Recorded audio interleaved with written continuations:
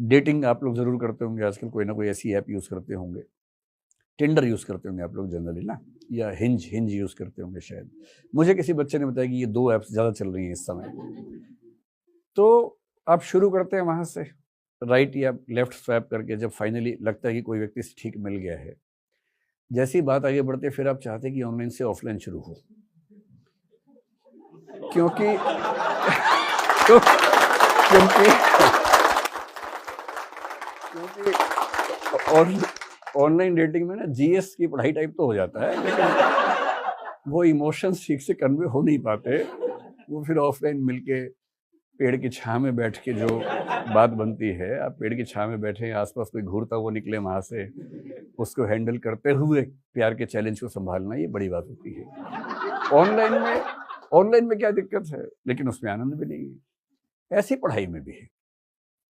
Online बहुत बढ़िया चीज है 2 तरह के लोगों के लिए। ऑफलाइन शायद सभी के लिए बेहतर है। ऑफलाइन मैं क्यों आपको कह रहा हूं कि ऑफलाइन का क्या मजा है।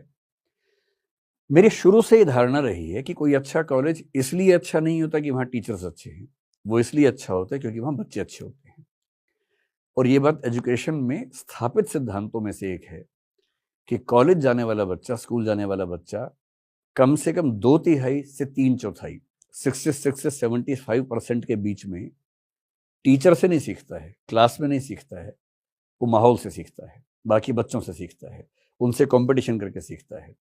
फिर जब बच्चों में झगड़ा होता है, पहली बार सिर फूटता है, तब उसको रियलाइज होता है कि झगड़ा होना क्या है, सिर फूटना क्या है।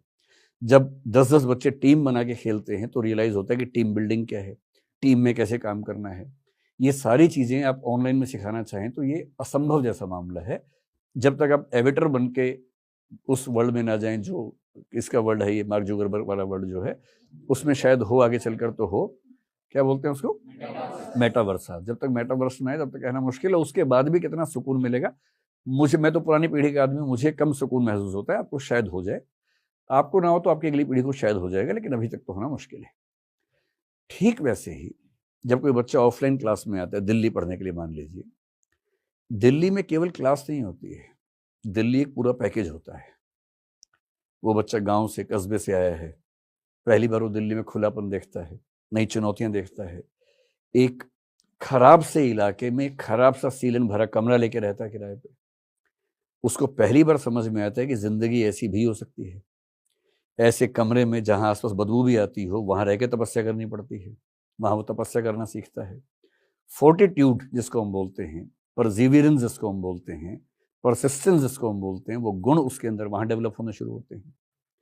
और फिर वो लगातार बहुत सारे ऐसे बच्चे जो उसके आसपास से कॉम्पीट करें, उनको देखते हुए, उनसे बात करते हुए, पर्सनैलिटी ग्रूमिंग के प्रोसेस में रहते हुए, उनसे लड़ते हुए, सीखते हुए, कंपटीशन करते हुए आगे बढ़ता है। कभी डिप्रेशन भी होता है, उसी में से कुछ दोस्त बनते हैं जो उसको संभालते हैं, कभी वो किसी को संभालता है। फिर इस उम्र में आकर्षण भी होते हैं, वो आकर्षण ऑनलाइन नहीं चल पाते हैं, आकर्षण ऑफलाइन ही चल पाते हैं। ये सारी एक दुनिया है। ये 21 से 23-24 साल की जो उम्र है जिसमें आपको एग्जाम देना होता है, ये एग्जाम केवल एग्जाम की उम्र नहीं है, ये उम्र बहुत सारी चीजें करने की उम्र होती है। और वो सारी चीजें तभी मिलेंगी जब आप एक ऐसे माहौल में होंगे, एनवायरनमेंट में होंगे।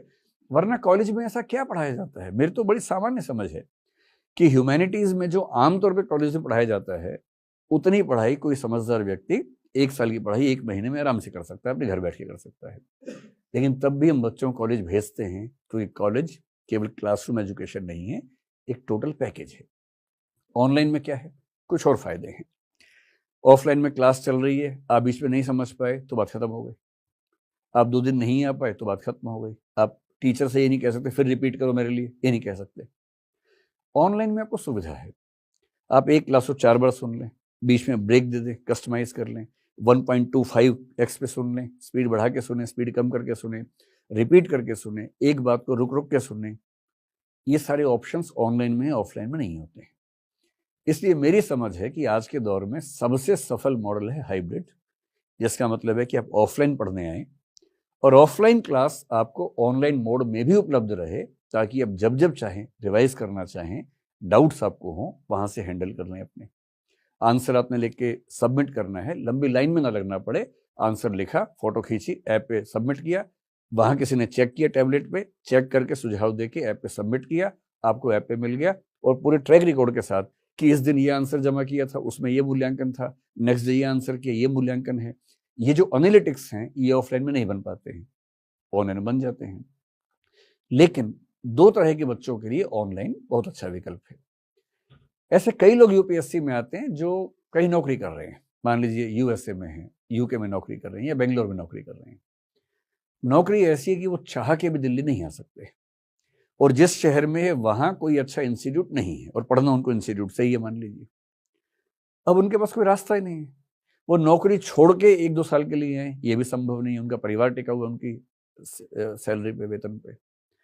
उनके पास एक ही तरीका है कि वो ऑनलाइन क्लासेस करें।